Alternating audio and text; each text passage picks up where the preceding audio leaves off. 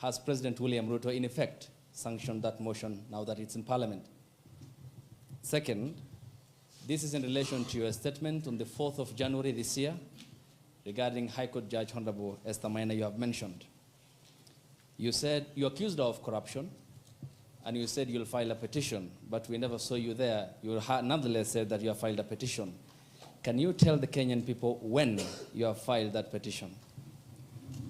Maybe you can note. This one the same because, Your Excellency, you and President William Ruto hold the ultimate office that must provide answers for the Kenyan people. You therefore are open to accountability, scrutiny, and questions. When you took your oath of office, you told the Kenyan people that the country has empty coffers, that you inherited empty coffers.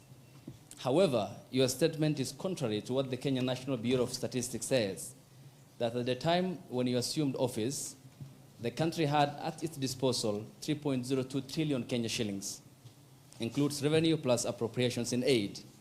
Why, Mr. Deputy President, did you make such a misleading statement in front of the Kenyan people and the world? Regarding your shareholding question, I'm sorry to hold you to account, Mr. Deputy President, that the context in which you have provided the agreement between the parties, the Kenya Kwanza parties, and your defense is different. This is what we said in Kericho County, that this government, on February 2023, this government is a company, you told the people, that has its shares. There are owners who have the majority of shares and those who just have a few, while others do not have any.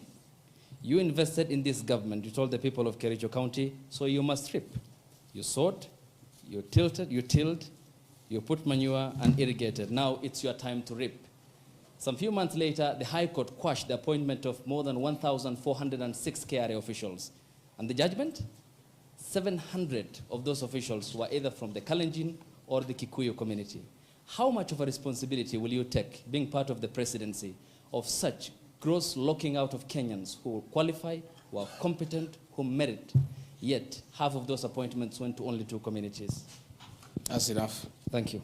One, the issue of Justice Minor is sub judice. I don't want to discuss it because it's a matter before court, but I'll be able to give you the date when we filed so that you can follow the petition. As to the issues that this motion cannot find its way to the Assembly without the President nod, that is true. It can't. It has its nod. As to the issue of shareholding, again, this is a matter that I'll be prosecuting. By answering your question, I'll delve into the merits and the demerits of the argument that will come up. But I also want to remind you that I did not say that it's a company. I said like a company. Like. You look at the clip, it's there. Like, I gave an example. And a company has shareholders. I've just read to you, there's 30% here for somebody. That's what I was saying. I was just being truthful without removing the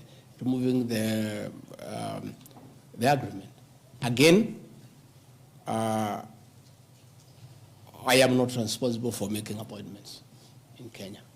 I don't make any appointments. The Deputy President does not appoint anybody. You know, the appointing authority. Ladies and gentlemen, because my lawyers tell me we don't want to delve into the merits and the demerits of the presentation that I've made.